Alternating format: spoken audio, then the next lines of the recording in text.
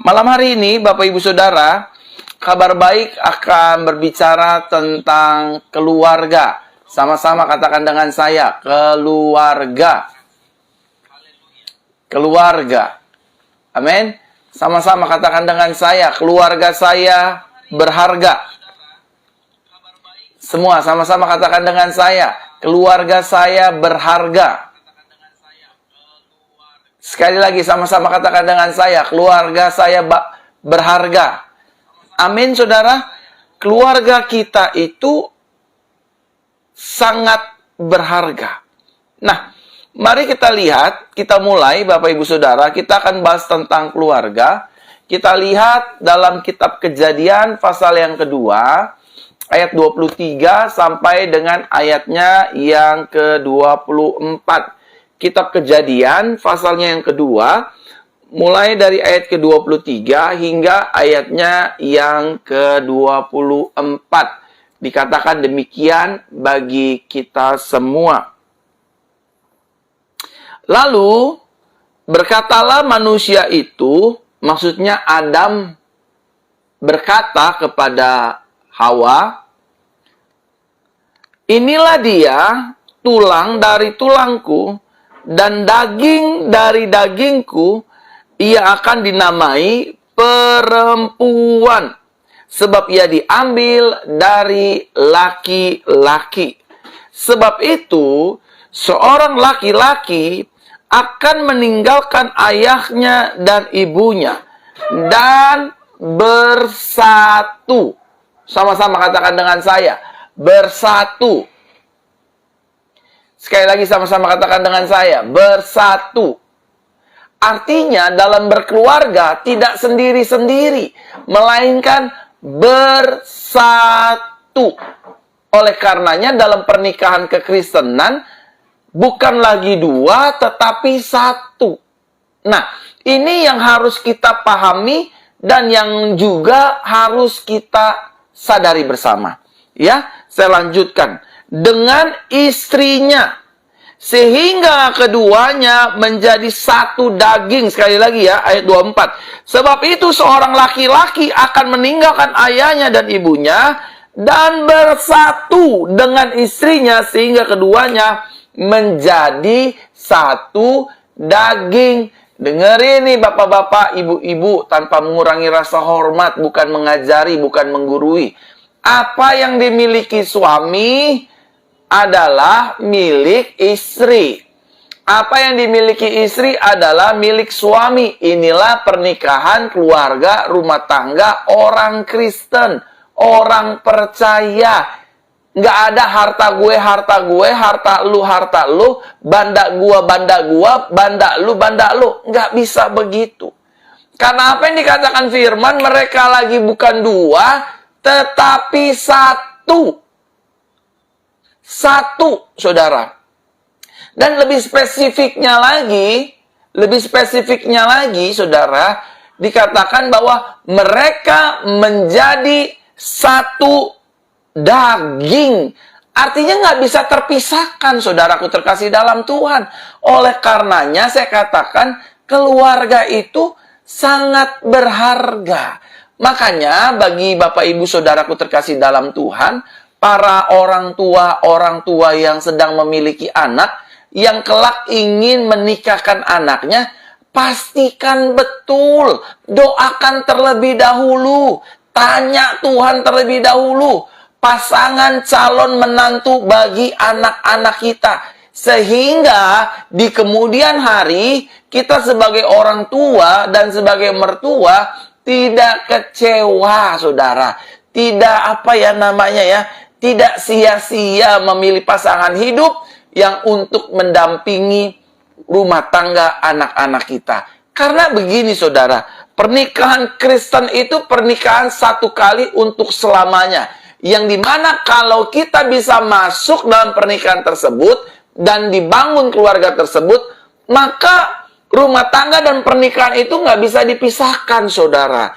Oleh karenanya, pikir baik-baik, doakan baik-baik. Ini kalau ada anak-anak muda yang ingin sedang mencari pasangan hidup, yang ingin sedang mencari jodoh, mencari suami dan mencari istri, Jangan lekas-lekas, aduh pastor, dia ganteng amat, dia kaya amat, dia cantik amat. Jangan lihat dari itunya.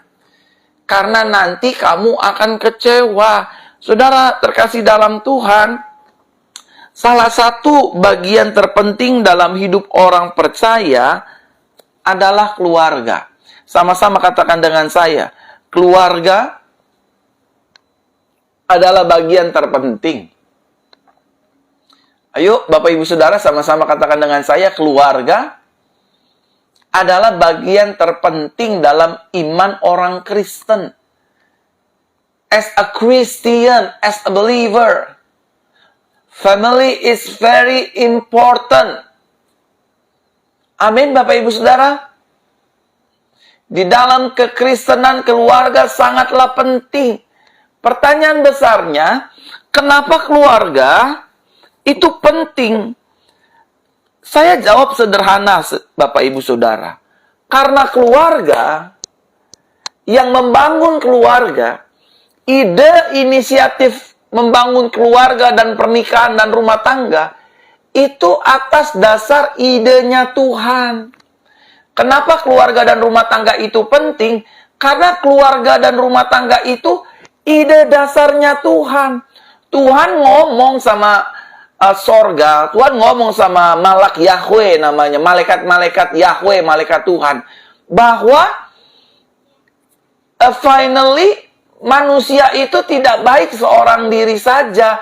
Aku akan memberikan seorang penolong untuknya. Artinya, pria sendirian itu nggak cukup. Tuhan memberikan penolong dan mempertemukannya dan menikahkannya. Memberkatinya. Memang di Alkitab nggak ada tertulis menikahkannya, tetapi kata gantinya adalah memberkatinya. Saudara, jadi keluarga atau rumah tangga itu konsep dasar berpikirnya Tuhan, bukan maunya manusia.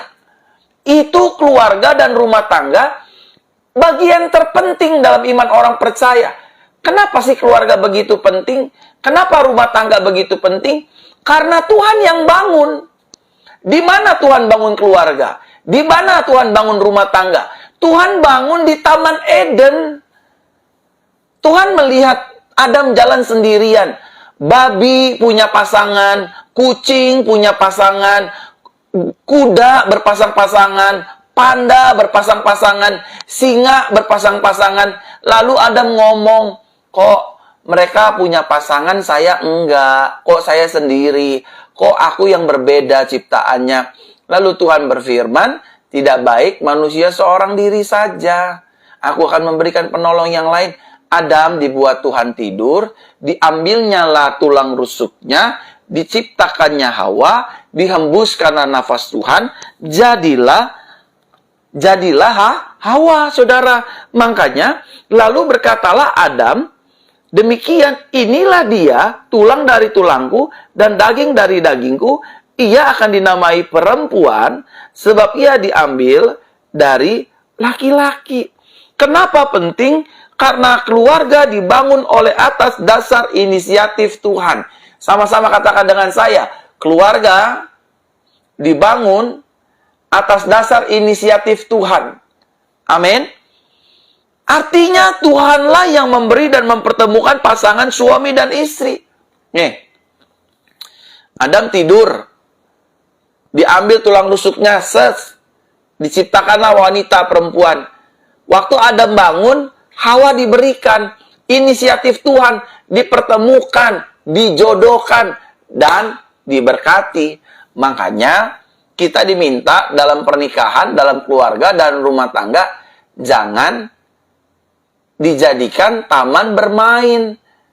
Pak, bapak-bapak yang menyaksikan secara langsung ini, keluarga rumah tangga kita itu bukan tempat taman bermain.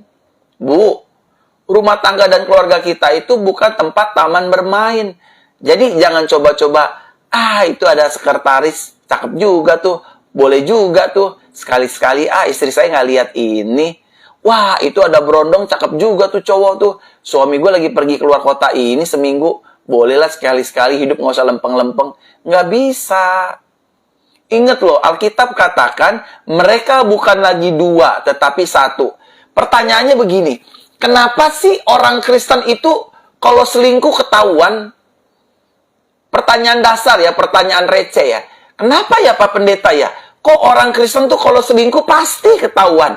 Saudara katakan rumahnya di Jakarta. Saudara mau selingkuh di Makassar. Pasti ketahuan. Terus saudara mau pindah lagi lebih jauh lagi ke Papua selingkuh. Nyimpen istri piaraan, nyimpen suami piaraan. Saudara tinggal di Jakarta. Pasti ketahuan. Kenapa sih bisa ketahuan kita selingkuh? Bukan karena batin, bukan karena perasaan. Tetapi karena mereka yang tadinya dua, sudah menjadi satu.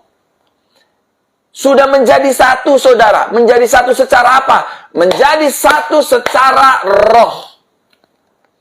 Ketika, katakanlah saya sama saudara. Saya sama saudara sudah menikah. Saudara nggak akan pernah bisa nggak ketahuan selingkuhin saya. Pasti ketahuan. Sebaliknya juga saya. Saya juga nggak bisa nggak ketahuan untuk selingkuhin saudara. Pasti ketahuan. Jadi Bu, kalau suami macem-macem, istri macem-macem Pak, nggak usah panik. Kita pasti tahu kok. Nggak usah tanya-tanya dukun, nggak usah tanya-tanya paranormal, nggak usah, aduh suami saya ini kayaknya selingkuh ya. Perasaan, itu bukan perasaan. Bagaimana sih? Satu Bapak Ibu, kalau tangan kiri saya kenapa-napa, pasti seluruh organ tubuh saya akan merasakan. Sebaliknya tangan kanan saya kenapa-napa, seluruh organ tubuh saya juga merasakan. Lagi sakit. Demikian kalau salah satu dari dua pasangan ini selingkuh, pasti ketahuan. Bukan karena ada orang yang laporin, bukan karena ada CCTV, bukan karena ada yang foto. Ketika kita selingkuh, kita serong, suami kita selingkuh, suami kita serong, istri kita serong, pasti ini tubuh kita berasa, oh suami saya lagi selingkuh, oh istri saya lagi selingkuh. Ketahuan. Kok bisa ketahuan? Karena Bible mencatat ketika mereka dipersatukan Tuhan, mereka bukan lagi dua, tetapi satu. Makanya jangan main-main. Karena keluarga, rumah tangga bukan tempat bermain. Di dalam keluarga, di dalam rumah tangga itu ada tanggung jawab, saudara. Ini saya nggak menggurui ya Bapak Ibu. Saya hanya share aja, saling mengingatkan dalam kabar baik ya.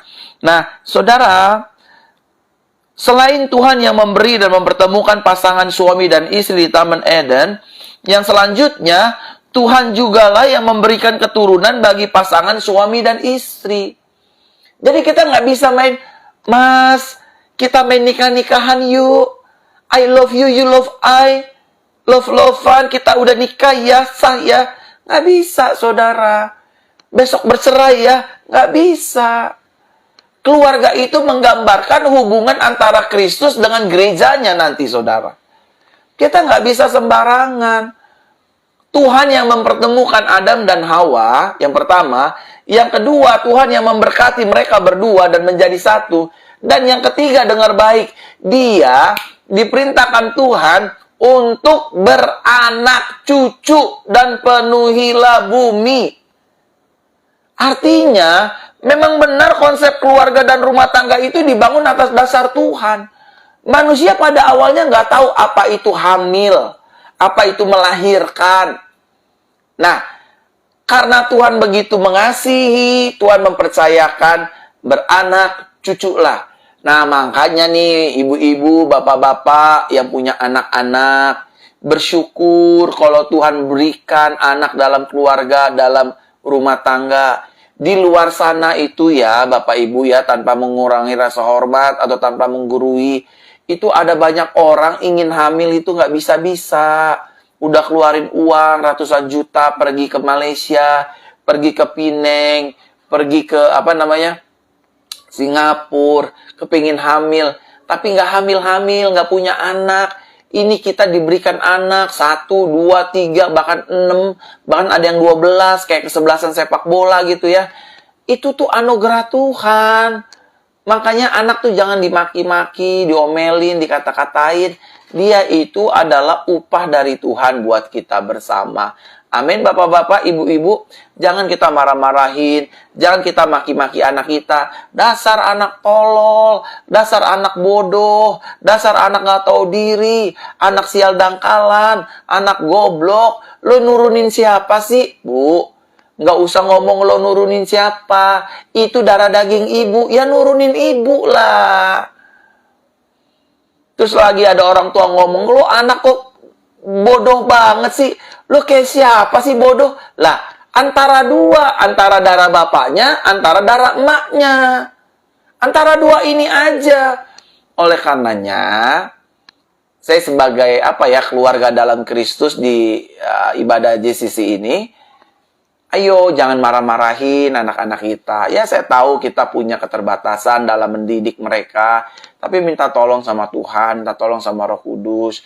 Saya kalau marahin anak itu, caranya memang beda sih. Kita punya cara beda masing-masing. Tapi saya lebih mengasihi sih.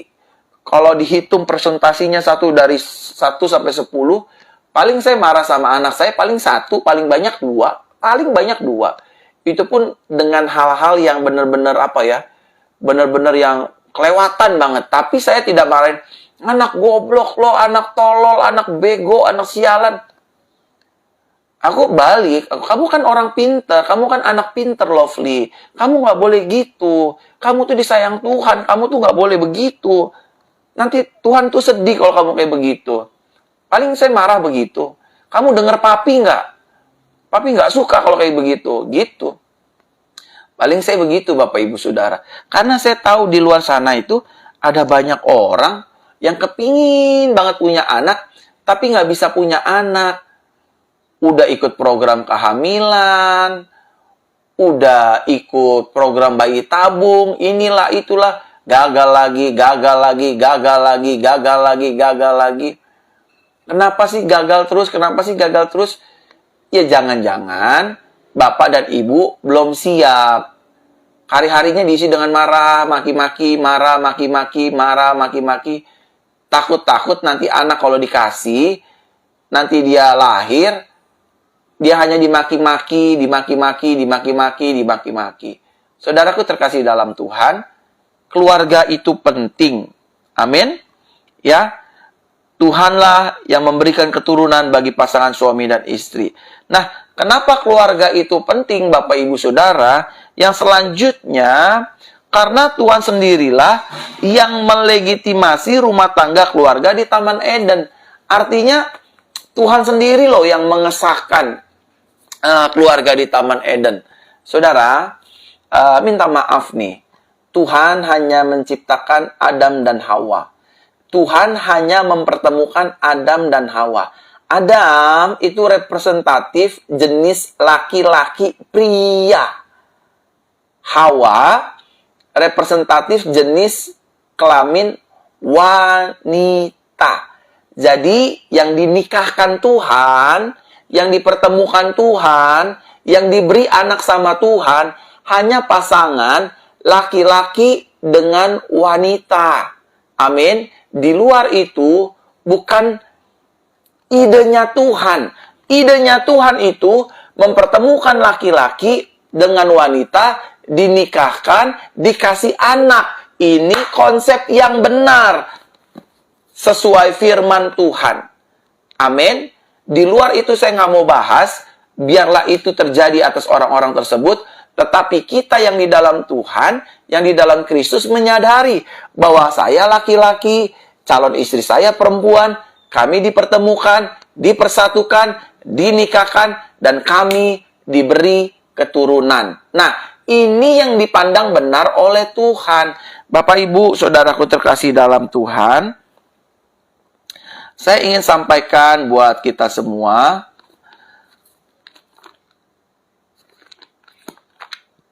bahwa saudara dan saya harus memiliki pandangan yang benar dalam keluarga dan rumah tangga. Sama-sama katakan dengan saya harus memiliki pandangan yang benar dalam berkeluarga dan dalam berumah tangga. Lagi katakan sama-sama dengan saya harus memiliki pandangan yang benar dalam berkeluarga dan berumah tangga. Nah, saya masuk dalam inti kabar baik malam hari ini, Bapak Ibu Saudara. Ada beberapa pandangan yang benar tentang keluarga sesuai dengan kebenaran firman Tuhan. Ini ada 3 pandangan yang benar sesuai dengan standar kebenaran firman Tuhan. Bukan pikiran saya ya, tapi sesuai dengan standar firman Tuhan. Pandangan yang pertama tentang keluarga dan rumah tangga. Yang pertama, keluarga harus dibangun di atas dasar Tuhan dan bukan uang. Sama-sama katakan dengan saya, keluarga saya harus dibangun di atas dasar Tuhan dan bukan uang.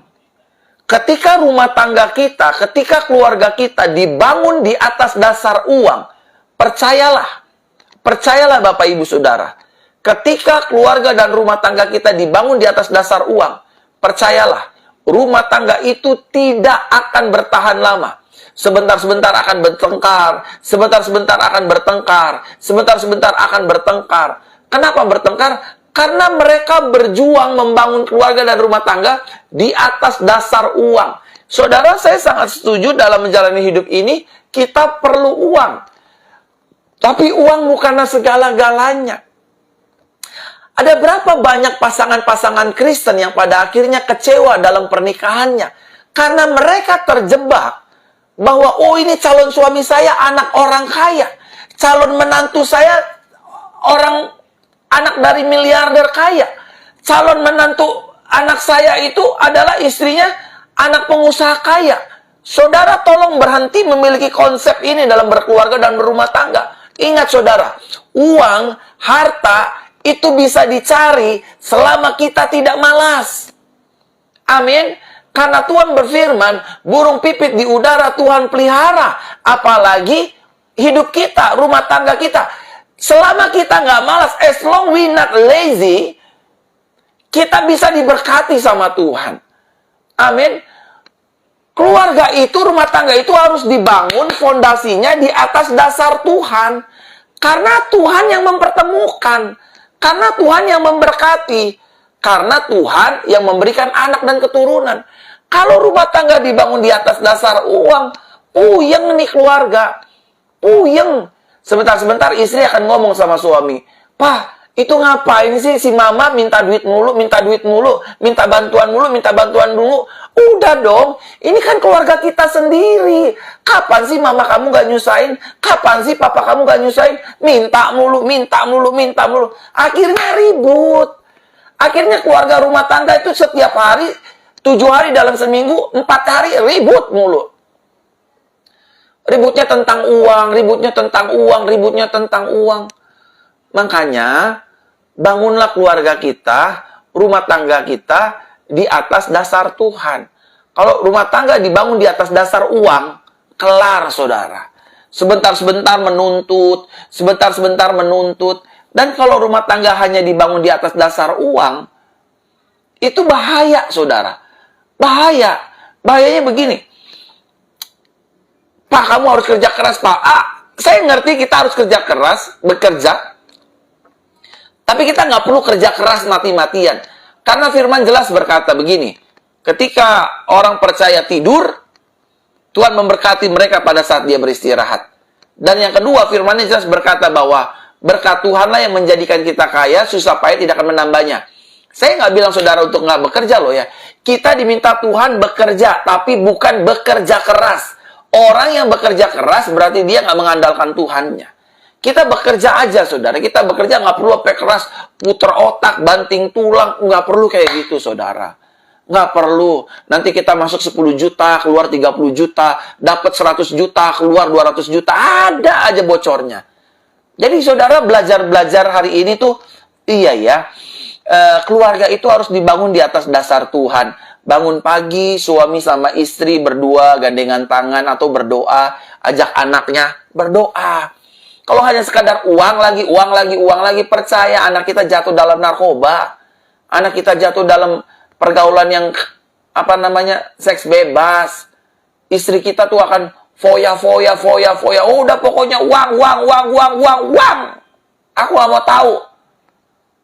Lihat laki, uang. Setiap dari kita butuh uang.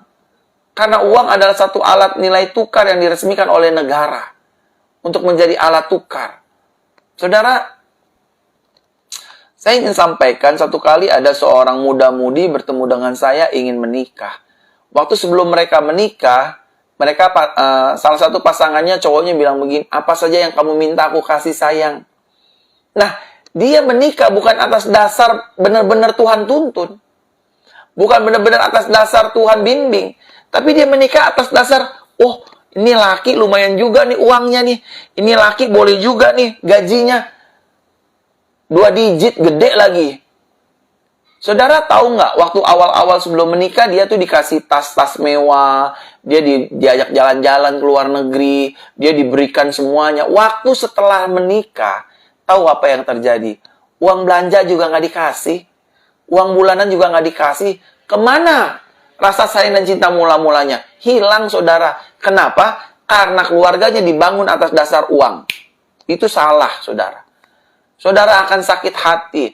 Ada berapa banyak mertua-mertua yang sedang menyaksikan siaran langsung ini. Udah banyak disakitin sama menantu-menantunya. Hanya karena uang.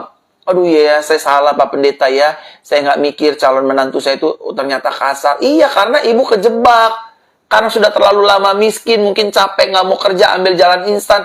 Ya udahlah, nikahin aja lah anak saya sama duda, yang penting uangnya banyak. Udah nikahin aja lah, jadi bini kedua lah. Jadi istri simpanan lah, yang penting dia duitnya banyak. Hancur, saudara, hancur beneran deh.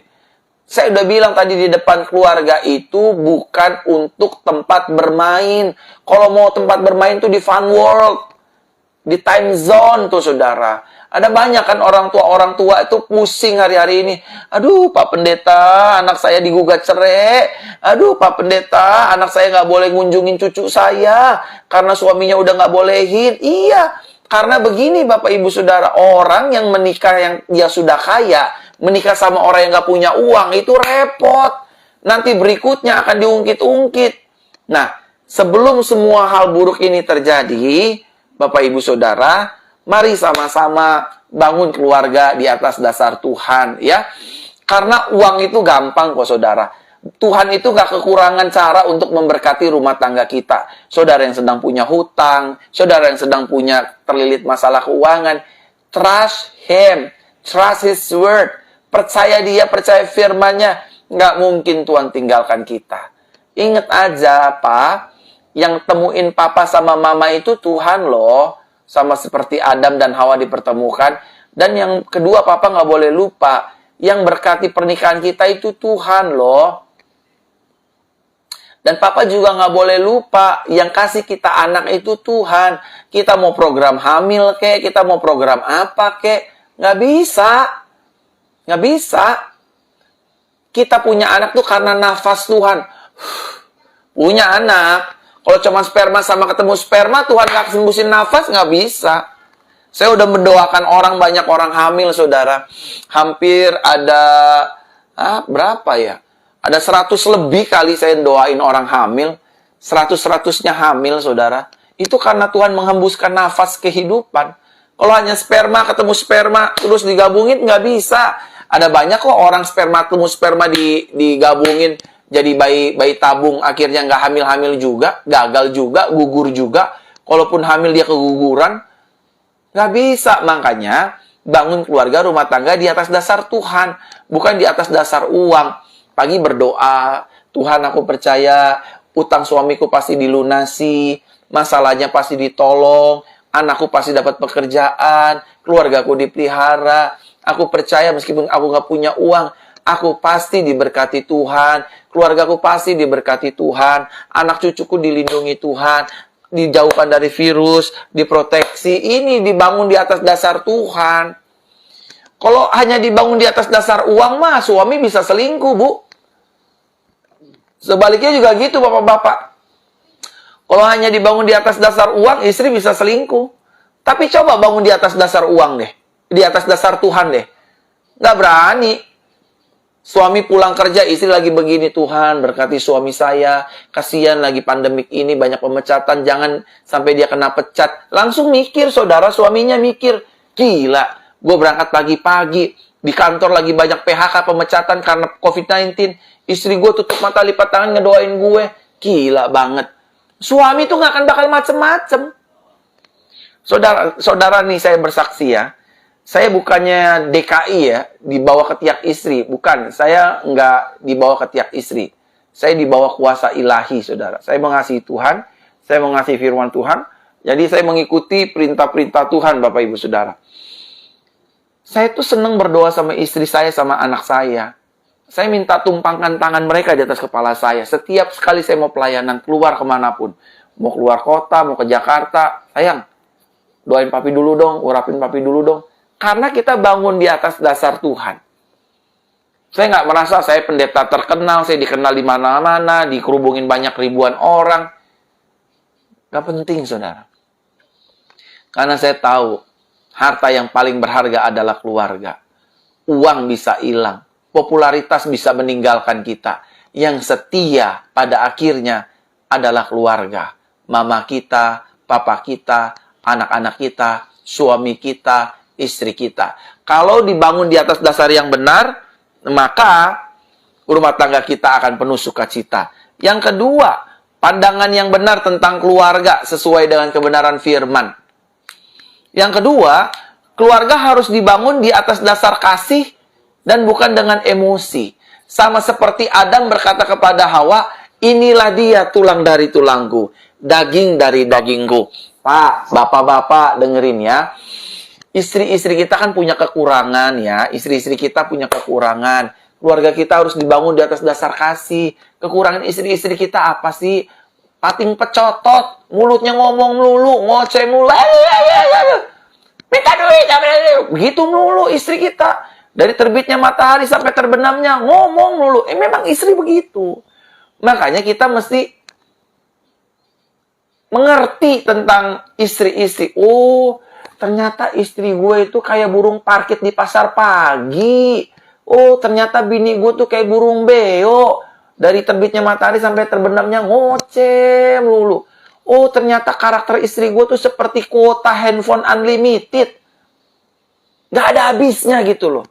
Akhirnya saya juga mengerti istri saya. Oh, istri saya tuh demen ngoceh ya ternyata ya. Dulu tuh ada handphone namanya Asia gitu. Asia ngoceh. Jadi saya jadi ingat, istri saya ini demen ngoceh gitu ya. Jadi, saya sebagai suami, saya nyadar gitu. Oh, saya yang harus ngertiin. Sebaliknya istri saya ngertiin saya. Ternyata yang suka ngoceh, yang suka ngomong, sebaliknya saya, bukan istri saya. Jadi istri saya ngertiin saya.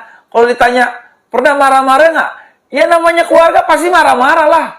Pasti ada cekcok, pasti ada masalah, tapi itu bukan segala-galanya, Bapak Ibu Saudara. Amin. Nggak usah sampai larut-larut. Ya dalam rumah tangga sih itu pasti ada yang namanya satu hari mereka berantem atau bertengkar, suami ataupun istri. Dan kalau lagi sebel-sebelan, pasti yang satu tidur madep barat, yang satu tidur madep selatan. Ya kan? Yang satu tidur madep barat, yang satu madep selatan. Kalau lagi marah kan gitu kan, suami istri lagi marah-marah kan nggak mau teguran, ya kan? Nggak mau nyapa. Apaan sih? Suaminya bilang, Ma, udah dong jangan marah-marah. Udah jangan pegang-pegang saya. Jangan sentuh-sentuh saya. Tidur sono sama anjing. Jangan marah, Pak. Jangan marah, Pak. Emang perempuan begitu. Emang perempuan itu lebih ke perasaan daripada logika. Jadi, kalau dia lagi marah, lagi emosi, kita tidur madep barat, dia tidur madep selatan. Kalau dipanggil, mah. Terus istri tinggal cuma, apaan jangan panggil? Jangan marah, Pak. Emang wanita begitu. Sebaliknya juga gitu istri-istri. Kalau lihat lagi suami uring-uringan, marah-marah ya, marah-marah. Gimana sih mama? Kerjaan ini aja nggak becus. Papa capek seharian kerja di luar. Cari nafkah buat kamu, buat anak-anak. Pakai otak dong, Ma. Jangan marah, Bu. Jangan marah. Ntar ujung-ujungnya dia juga panggil, Ma, bikinin papa kopi dong, Ma. Pesenin papa nasi uduk dong, Ma. Pesenin papa toge goreng dong di bawah, Ma. Ujung-ujungnya begitu. Ujung-ujungnya begitu. Kalau laki-laki mah, aduh gayanya doang kayak jagoan. Bener. Bener, suami-suami tuh gayanya doang kayak jagoan, marah-marah gitu kan, sok gagah. Ujung-ujungnya juga kalau lagi batuk, lagi pilek. Ma, papa pilek nih, ma. Ada obat nggak, ma? Saudara nggak langsung sambut, obat nggak ada, pak. Adanya racun, biar mampus, mau. Jangan. Kita harus bangun keluarga kita dengan kasih, ya. Amin, saudara. Kalau suami lagi nggak ada uang, ibu-ibu jangan dimaki-maki suaminya. Ayo pak kerja, pak cari duit, pak cari duit. Bu, suamimu itu bukan kuda pecut, bukan kebo sawah. Dipaksa. Ingat, berkat itu datangnya dari Tuhan. Ibu tuh tugasnya apa? Taruh tangan kanan di kepala suami, doain. Kan tugasnya penolong, kata Bible. Nggak usah dimaki-maki. Sebaliknya juga, Pak. Istri itu kan, kalau kata Alkitab itu kan kaum yang lebih lemah, ya. Ya jangan dipukulin gitu loh.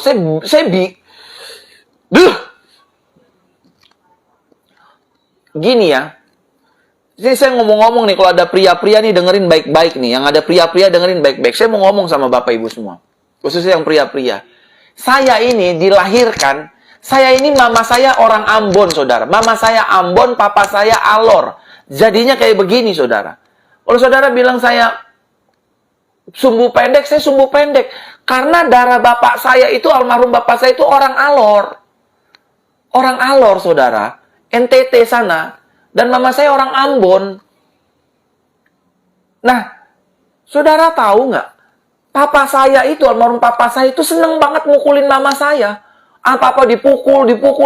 Istilah sekarang tuh kekerasan dalam rumah tangga. Apa-apa pukul. Saya bingung sama laki-laki itu yang tukang pukul istri. Menurut saya itu laki-laki pengecut. Maaf ngomong kayak begini. Laki-laki itu kok begitu sih istri dipukul? Emang dia maling? Emang dia samsak tinju dipukul-pukul? Kok begitu sih pria-pria? Saya ini sebagai pria juga marah loh sama pria-pria yang suka mukul istri. Nggak ada kerjaan, apa yang mukul-mukulin istri? Baca firman dong, Pak. Jangan pukul-pukul istri, Pak. Orang dinikahin hanya untuk dipukulin. Gimana sih? Kalau mau pukul-pukul orang, mau ikut MMA, ikut UFC, pukul-pukulan. Berani nggak, Pak? Jangan pukul-pukul istri dong. Papa saya tuh seneng banget mukulin istri. Mama saya tuh sering dipukulin sampai pecah pembuluh darahnya. Gemes saya kalau ngeliat laki-laki kayak begitu. Pengecut bener. Istri dipukulin. Kalau mau pukul-pukulan, no. Di ring tinju sono pukul-pukulan, dapat duit. Dapat sabuk, dapat gelar. Istri dipukul. Ntar kalau udah diracunin baru tahu rasa lo, Pak. Kelar hidup lo di bawah batu nisan, Pak. Belum pernah sih. Itu, aduh. Makanya tuh nonton berita deh, Pak. Berita. Kalau siang-siang bolong tuh nonton berita, Pak. Lagi tidur enak-enak. Kelaminnya dipotong istri. Lagi tidur enak-enak. Dibakar sama istrinya. Lagi tidur enak-enak. Ditimpa gas 3 kilo. Kenapa ini semua bisa terjadi? Karena kamu sering pukul sih. Masa suami pukul istri? Istri itu kan wanita kaum yang paling lemah. Harusnya disayangi, dilindungi, dijagain, bukan dipukulin. Nah, papa saya itu tukang pukul-pukul istri. Saya ngeliatin dia, kok mami saya sering dipukulin, sering digamparin, sering ditendang, sering diinjak. Norak kampungan tuh perempuan kayak gitu. Laki-laki kayak gitu. Laki-laki kok pukul perempuan. Gimana sih? Saya jadi emosi deh nih khotbah nih. Enggak, saya nggak terima gitu. Saya nggak tahu ya. Saya kalau disuruh pilih, apa ya, kalau di negara Indonesia apa ya, kalau ada jadi menteri peranan wanita, saya mau mencalonkan diri jadi menteri peranan wanita, melindungi semua hak-hak wanita. Bener deh. Saya suruh jadi tukang sapu jalanan tuh laki-laki yang suka mukulin wanita, saya kasih hukumannya itu. Suruh sapu jalanan aja sekota Jakarta. Nyapu aja lo. Gak usah ditangkap, suruh sapu aja kota. Yang sering-sering ringan tangan sama istri. Pukul-pukul istri. Tangan kok untuk kerja mukul istri. Saudara tahu nggak? Walaupun papa saya begitu, saudara boleh tanya sama istri saya, Megawista Sim. Pastor Megawista Sim, Ibu Gembala Gereja JCC. Kalabahi, Pak. Kalabahi. Saya alor dari Kalabahi. Saya Kalabahi, farmnya Jaha. Enggak, Ibu Rebecca. Saya tuh gemes sama pria-pria yang sering pukul perempuan. Apalagi yang baru pacaran. Pakal pukul. Belum jadi bini, aja udah pakal pukul. Sebel gitu loh. Ini kan wanita dipukulin kayak nggak normal gitu loh. Kayak ada yang kendor gitu di otaknya gitu. Bener, kalau saya bisa daftar jadi Menteri Peranan Wanita, saya akan daftar diri saya. Saya bela hak-hak wanita, saudara. Karena saya memang mengasihi istri saya, saudara. Sekali lagi, saya nggak dibawa ke tiak istri. Nggak ada tuh istilah DKI buat saya, nggak ada. Kalau saya memang waktunya marah, saya marah. Tapi saya marah ada judulnya. Kalau istri saya lalai, saya tegur dia. Tapi saya nggak marah-marahin. Binatang, anjing, monyet. Kampungan itu, Pak. Suami model apa? Kita nih imam. Harus jadi contoh, Pak. Anaklah dipukulin. Istri lah dipukulin. Aduh. Bikin malu kaum pria. Nggak usah jadi pria aja lah, Pak, kalau sering mukulin istri gitu. Maki-maki bini kerjaannya. Udah tugas kita tuh jadi suami, jadi imam, cari nafkah, jadi teladan. Emang manusia nggak sempurna? Saya setuju. Saya setuju. Saya setuju, saudara. Nggak ada yang sempurna suami, saya setuju. Tapi jangan pukul. Tapi jangan maki-maki, jangan katain anjing, babi, monyet lo, istri bangsat lo. Nggak, jangan. Dulu aja waktu deketin mau nikahin aja. Sayang, kamu cantik banget sih. Kamu lebih terang dari rembulan. Lebih bersinar daripada matahari. Waktu mau nikahin, waktu PDKT aja. Maaf ya. Kayak tai kucing rasa coklat gitu loh. Janjian jam 5, jam 1 udah dateng. Kamu kok datangnya cepet amat? Demi eneng, demi eneng. Pas udah nikah. Dimaki-maki, dikata-katain istrinya. Dasar perempuan gak punya otak. Istri sialan, bawa sial. Lu yang harus mikir, Pak. Kok jadi suami begitu amat sih?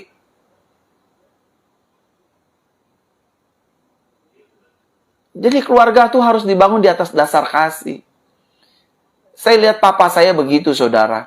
Saya nggak mau ikutin karena saya tahu itu perbuatan yang tidak benar. Papa saya itu nggak gentle, almarhum papa saya. Istri dipukulin. Saya bangun keluarga saya di atas dasar kasih. Saya bangun, saudara. Ya kalau salah saya tegur istri saya, kalau saya salah saya ditegur sama istri saya. Tegang kenceng, yes. Tapi udah, kayak tadi barusan saya juga sempat tegang, sempat kenceng sama istri saya. Istri saya mau ke Indomaret, saya harus live. Makanya saya bilang 20-15. Karena saya harus menunaikan tanggung jawab saya. Menjemput istri, menjemput anak, antar istri makan, antar anak makan. Itu tugas saya sebagai suami. Pagi, siang, sore saya anterin suami, jemput istri, antar anak, jemput. Di tengah-tengah kesibukan saya yang segudang. Harus ketemu A, ketemu B, siapin khotbah, syuting, doain orang, kunjungin orang. Tapi saya ngerti, saya ini suami. Saya harus bangun rumah tangga saya dengan kasih. Kasihnya apa? Melayani istri, melayani anak-anak. Baik sama mereka, berkati mereka. Gitu, saudara. Saya nggak lagi ngajarin ya, saya cuma sharing aja nih. Ini hari ini istri-istri menang banyak nih saya belain. Makanya sekali lagi nih, kalau memang ini nanti saya pengen jadi Menteri Peranan Wanita gitu ya. Karena memang saya sangat konsen gitu. Maksudnya, kenapa sih laki-laki kok ngasih duitnya aja buat istrinya aja kayaknya pelit amat. Udah kasih aja, berkat datangnya dari Tuhan kok. Emang juga wanita itu memang harus dibahagiakan. Gitu loh, saudara. Yang ketiga ya, yang terakhir setelah ini kita berdoa. Beberapa paradigma yang benar tentang keluarga sesuai dengan kebenaran firman Tuhan. Yang ketiga, keluarga harus dibangun di atas dasar penerimaan dan keterbukaan. Ya, Bapak Ibu Saudara, keluarga rumah tangga kita harus dibangun di atas dasar penerimaan dan keterbukaan. Saudara tahu nggak? Handphone saya ini itu paspor, tuh lihat tuh ya. Fotonya handphone saya aja tuh muka istri saya loh. Ini mukanya Bugem, istri saya. Dan ininya foto keluarga saya. Semua picture-picture saya itu pokoknya muka mereka berdua. Istri saya, putri saya sebagai suami, as a husband, as a priest di dalam keluarga, in our family. Dan saudara, ini semua pokoknya harus terbuka. Dan handphone saya itu passwordnya istri saya tahu. Kenapa saya harus kasih password? Karena saya orangnya teledor, saudara. Di sini kan ada BCA banking, di sini ada macam-macam. Jadi, ya, saya kasih password. Dan istri saya tahu passwordnya. Bahkan bukan hanya password handphone, password rekening saya juga dia tahu. Kapanpun dia mau ambil uang saya, silakan aja. Karena uang saya, uang dia. Amin, saudara. Jadi harus mulai menerima penerimaan. Dan istri saya menerima saya. Dulunya saya bagaimana? Dulunya saya ini laki-laki yang sering menjelajah pulau-pulau. Artinya saya sering banyak pacar gitu kan. Tapi semenjak saya sudah di dalam Tuhan, saya sudah tidak hidup sembarangan lagi, saudara. Saya sangat mengasihi istri saya sangat mencintai istri saya, dan saya jujur dari hati saya yang paling dalam, waduh, saya nggak kuat kehilangan istri dan putri saya. Itulah istri. Maksudnya, buat saya tuh mereka benar-benar nyawanya saya. Yang pertama memang Tuhan, yang kedua mereka berdua. Jadi saudara, bangunlah keluarga rumah tangga di atas dasar keterbukaan. Kalau ada apa-apa, ngomong aja. Ngomong. Saya ya, Bapak Ibu ya. Kan saudara lihat wajah saya ya. Saudara lihat wajah saya. Kira-kira wajah saya wajah yang jelek apa yang lumayan sebagai pria? Coba saudara lihat baik-baik. Muka kayak begini ini, muka sedang-sedang saja, ganteng, jelek, atau ganteng banget? Saudara ketik deh. Saudara ketik, saya mau tanya. Muka kayak saya ini, muka pendeta model kayak saya segini, kan ini saya pendeta nih saudara. Kira-kira kalau pendeta mukanya kayak begini, termasuk terhitung pendeta ganteng nggak saudara? Kira-kira dengan saya background orang Ambon, orang Alor, kira-kira muka saya ini muka tipe laki-laki ganteng nggak? Masuk nggak? Atau muka tipe laki-laki lumayan? Saya mau tanya dulu, saudara ketik aja. Ganteng Pak Gembala, terima kasih. Ganteng banget Pak, terima kasih. Ada yang bilang lumayan. Nah, saudara tahu nggak? Muka kayak begini ini, nggak mungkin nggak digodain perempuan. Nggak mungkin. Nggak mungkin nggak digodain perempuan. Dan sorry ya, muka kayak begini ini sering digodain sama laki-laki juga. Saya ini sering dikirimin foto-foto telanjang bulatnya laki-laki. Lalu yang kedua, saya sering digodain sama tante-tante. Yang ketiga, saya sering dikirimin foto-foto perempuan lagi telanjang bulat, saudara. Tapi tahu nggak saudara, waktu saya dikirimin foto-foto itu, waktu saya dikirimin foto-foto perempuan telanjang, laki-laki telanjang, tante-tante gila gitu ya, saya langsung kasih istri saya, nih wife, lihat nih wife. Aku dikirimin perempuan telanjang bulat. Karena saya juga di dalam anugerah, saya nggak mau menyakiti hati Tuhan saya, terlebih menyakiti hati Yesus gitu ya, dan menyakiti hati istri dan anak-anak saya. Saya terbuka, nih sayang, hari ini ada laki-laki yang godain saya. Dia bilang, Pak Pendeta mau nggak jadi pacar saya? Coba bayangin, kurang ajar nggak saudara tuh laki-laki? Saya kan punya istri, saya punya anak. Masa saya ditembak, saudara? Mau nggak Pak Pendeta jadi pacar saya? Ini pria kurang kerjaan, saudara. Saya pernah, saudara, dikirimin foto-foto telanjang pria. Lagi beginilah.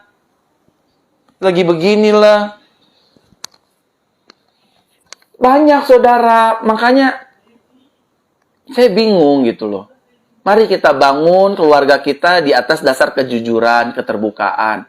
Saya saudara, saya kalau terima uang berapapun itu dari Tuhan, istri saya pasti yang terima semuanya.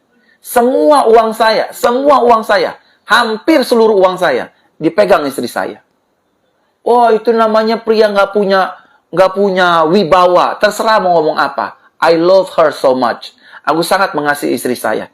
Karena saya tahu firman Tuhan, wanita itu penolong, jadi saya tahu daripada uang saya habis, dimakan perempuan-perempuan yang nggak jelas, dimakan perempuan pelakor, lebih baik berkat yang Tuhan kasih buat saya kasih ke istri saya. Gitu, saudara. Terbuka saya. Saya diberkati berapa, gaji saya berapa, pendapatan saya berapa, semuanya dia tahu. Makanya keluarga rumah tangga harus dibangun di atas dasar keterbukaan dan penerimaan. Amin. Harus terbuka ya.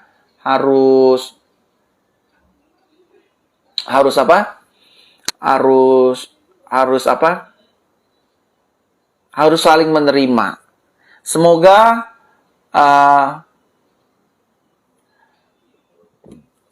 firman kabar baik ini menjadi berkat bagi Bapak Ibu Saudara.